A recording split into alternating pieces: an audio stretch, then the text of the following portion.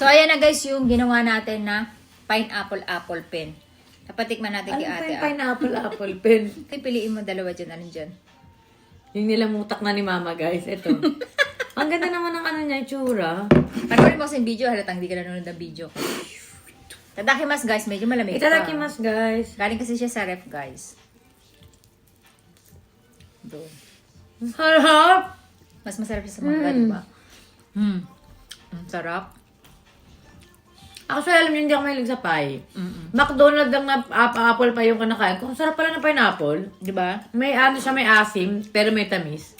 Tsaka yung aroma kasi ng pineapple, mas masarap kumpara sa mangga walang aroma. May jam to. Wala, pineapple lang. Sarap no?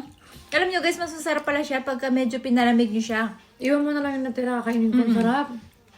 Mas masarap pala siya nang patulugin nyo ng maghapon, ay na magdamag. Tapos kumutan nyo, ha?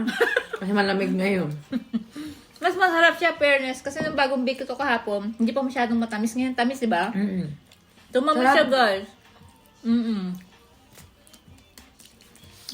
Ang sarap. Bigla na nanampal. Ito ang pinapain mo na ate tati. Ah, Buti dinala ko lahat. Ang sarap, guys. 10 out of 10. 10. Hindi masyadong matapang yung ano, di ba? Very good.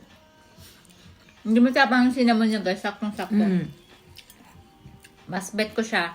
Ano mas bet Paano mo mo sa na lahat ng tong pie? Panoorin mo yung video ko, hindi ka nanonood. Obvious.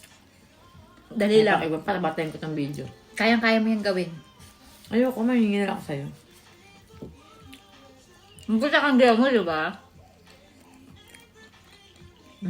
Ang sarap. Guhakin lang lahat yun.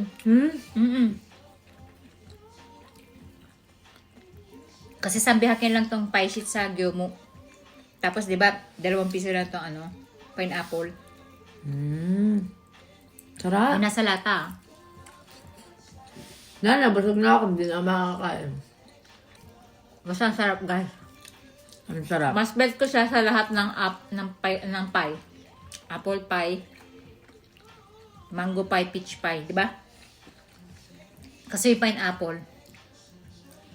Kasi yung pineapple, guys, meron siyang aroma ng pineapple. Alam niyo naman yung aroma, tsaka yung tamis at Ano asin. siya eh?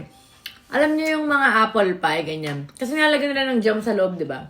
Na mismong apple. So, ang tendency, super tamis niya, nakakasawa, pero siya, dahil wala siyang jam, as in pineapple lang yung lasa niya. Ang sarap, matamis. Tsaka malabsa, di ba yung pie na ano. Pagkagat mo, tumutulo. Ito hindi pa masyadong malutong yan eh. Ba't tinira mo? Palutuhin mo na dapat. Paubos na ngayon mo pa sinabi. So, yun lang guys.